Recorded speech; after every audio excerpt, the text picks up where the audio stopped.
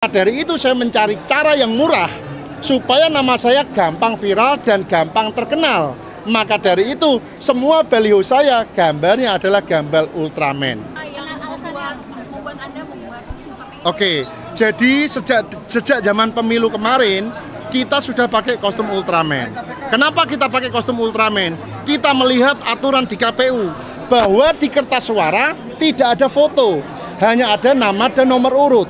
Jadi semua baliho saya tidak ada foto saya sama sekali. Karena apa? Percuma pasang foto saya karena tidak ada foto di dalam kertas suara KPU. Maka dari itu saya mencari cara yang murah supaya nama saya gampang viral dan gampang terkenal. Maka dari itu semua baliho saya gambarnya adalah gambar Ultraman. Tapi namanya tetap Jamaluddin Malik. Supaya apa? Orang selalu mengingat nama Jamaluddin Malik. Itu dasarnya itu dulu. Gitu. Pemilihan karakternya Ultraman ini kenapa ya? Nah, pemilihan karakternya Ultraman, kenapa? Yang pertama, Ultraman adalah simbol pahlawan, penjaga bumi dari monster. Dan saya kelahiran 89, umur saya sekarang 35 tahun. Dulu kita suka dengan Ultraman, tapi kita rindu dengan sosok Ultraman yang sudah kehabisan monster. Jadi episodenya selesai. Jadi maka dari itu Ultramannya gabut, terus nyalek. Supaya dia dari membantas monster menjadi mengayomi masyarakat. Jadi ke situ arahnya, Mas. Dari dapil mana, Mas? Saya dapil dari Jawa Tengah 2, Jepara, Kudus, dan Demak. Oke? Mas mengincar komisi berapa? Ya, saya selama ini bergerak di lembaga bantuan hukum. Saya pribadi, demi Allah saya katakan, sudah 860 orang yang kita bantu untuk penegakan hukum, semuanya gratis, semuanya orang-orang kurang mampu, semuanya gratis. Jadi kenapa saya kepengen di Komisi 3 di penegakan hukum? Karena dulu saya hanya bisa menyentuh orang di kabupaten saya Jepara. Karena apa? Keterbatasan. Maka dari itu, jika saya ini bukan marah, Pak. Ini semangat. Ya. Jadi di situ ya saya ingin membuat yang selama ini orang-orang kecil yang kita lihat, orang-orang dengan ekonomi lemah susah mendapatkan keadilan hukum. Kita pengen menginspirasi lembaga bantuan hukum seluruh Indonesia dengan adanya Ultraman ini supaya mereka lebih giat dan getol mencari orang-orang yang sedang mencari keadilan. Itu harapan saya.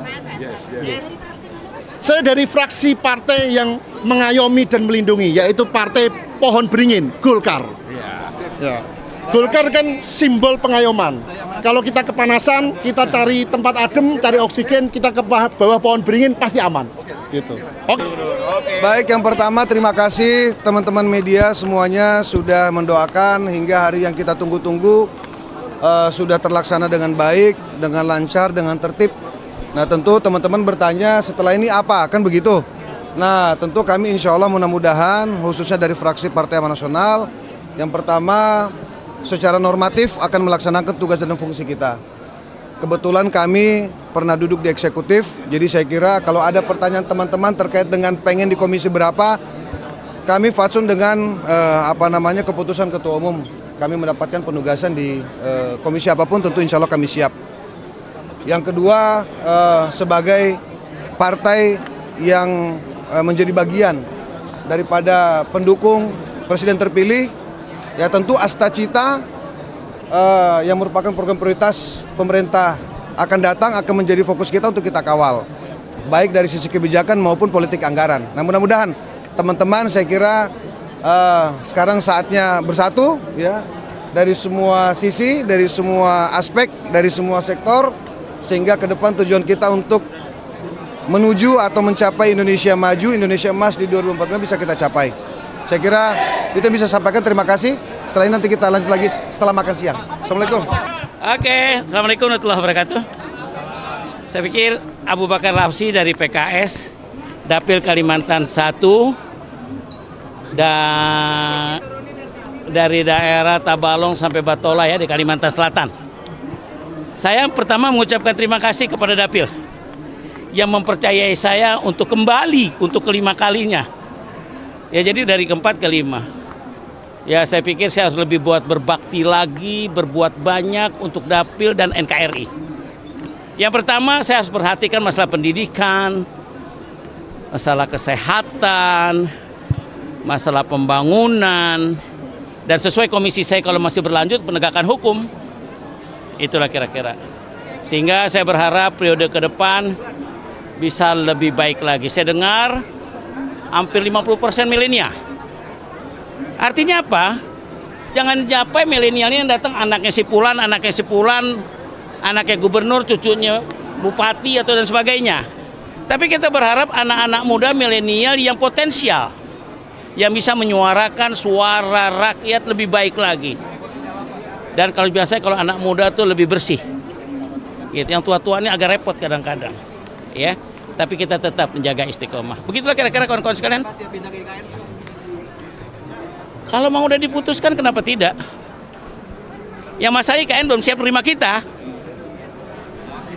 Di periode yang kelima kalinya ini, apa ya. yang lebih begini dikejar sama? Yang dikejar pertama, penegakan hukum itu penting ya. PR-nya apa sih di penegakan hukum? Sabar dulu dong. Penegakan hukum itu penting. Jadi jangan tumpul ke atas, kencengnya ke bawah, jangan. Kita harus rapikan alat hukum lah ya. Itu. APK kita harus lebih mantap lagi, apakah Polri-nya, kejaksaannya, KPK-nya, BNN-nya, BNPT-nya, PPATK-nya dan sebagainya. Ya. Di sini perlu komando pimpinan yang sekarang kita berharap. Kita berharap dengan pimpinan terpilih ini bangsa kita lebih baik lagi. Saya meyakinkan bahwa kemampuan Pak Prabowo dengan timnya dan kerjasama dengan partai-partai yang ada akan lebih baik lagi ke depan, insya Allah. Habib, tadi kan bilang udah yang kelima kali ini. Bagaimana kemudian di masa periode ini juga banyak yang muda-muda bergabung. Bagaimana untuk kolaborasi dengan yang muda-muda ini? Saya happy karena saya jiwanya muda. Saya suka dengan yang muda-muda. Artinya apa? Mereka adalah orang-orang yang berpikir-pikir ke depan dan semangat. Tinggal kita arahkan. Kita giring mereka semua, kita dudukan. Lebih kurang ada 9 di PKS. Kita berharap anak-anak muda ini lebih vokal dalam mengatakan yang benar dan mengatakan yang baik. Dan intinya perubahan, bukan pencitraan. Membangun bangsa kita ini. Dan saya yakin media kita juga lebih bagus. Medianya tidak tergiring kepentingan-kepentingan sepihak. Jelas? Jadi itu yang kita harapkan. Insya Allah lah. Ke depan 2024 sampai 2029. Bismillah, niat kita hari ini, niat kemenangan untuk 2029 lagi ke depan. Artinya dalam koordinasinya sebagai senior nunggu junior yang datang atau bagaimana, Bim? Kalau saya proaktif. Saya panggil ke ruangan saya semua anak-anak muda itu. Apalagi saya sebagai sekjen. Di partai saya hidupkan semua, tetapi secara umum saya mewakili semua pihak. Oke? Artinya yang milenial ini akan diberikan kebebasan untuk memberikan gagasan dan sebagainya. Oh iya dong. Tapi tetap fokus kepada titik sesuai visi misi partai.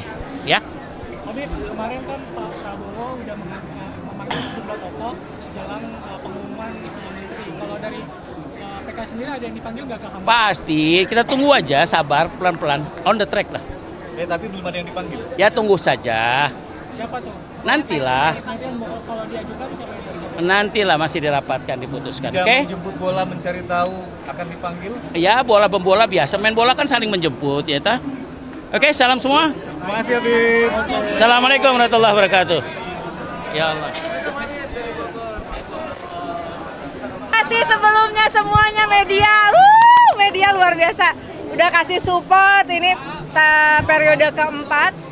Saya dilantik dan mudah-mudahan bisa lebih semangat lagi, berjuang lebih amanah lagi. Cukup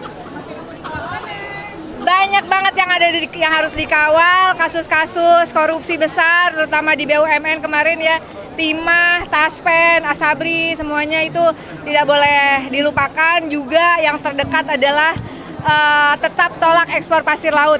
Ya, dan juga perjuangkan data dasar pembangunan yang akurat. Itu sedang kita perjuangkan. Ini kan balik lagi, terus bakal ketemu juga dengan yang muda-muda, yang junior-junior. Cara mingle bergaulnya seperti apa? Kan saya juga muda. Masih muda. Emang aku nggak kelihatan muda? Kan? Emang nggak kelihatan muda? Senior. Ini Gen Z loh. Senior. Gen zebra maksudnya. Nggak, santai aja lah. Karena masing-masing yang masuk menjadi wakil rakyat itu saya yakin itu karena mendapatkan kesempatan bukan hanya dari rakyat tapi juga dari Allah Subhanahu wa taala. Dan sumpah jabatan kita sama, gaji kita sama, insya Allah mudah-mudahan kerjanya juga sama. Ya. Bakal ada menjemput bola, ngedatangin atau nunggu yang junior? Nungguin siapa? Yang muda-muda yang baru masuk? Enggak lah, setiap fraksi kan ada rule-nya sendiri ya. Jadi kita lebih fokus pada politik legislasi, anggaran dan pengawasan. Tadi beberapa yang harus tetap fokus, beberapa kasus korupsi besar juga supaya ada penyelesaian di pemerintahan yang akan datang dan tentu tidak terulang lagi. Ya. Kebocoran data juga penting. Apalagi? Terus kawal suara buruh dan demo, Pak? Kawal suara KPU maksudnya? Buruh dan demo.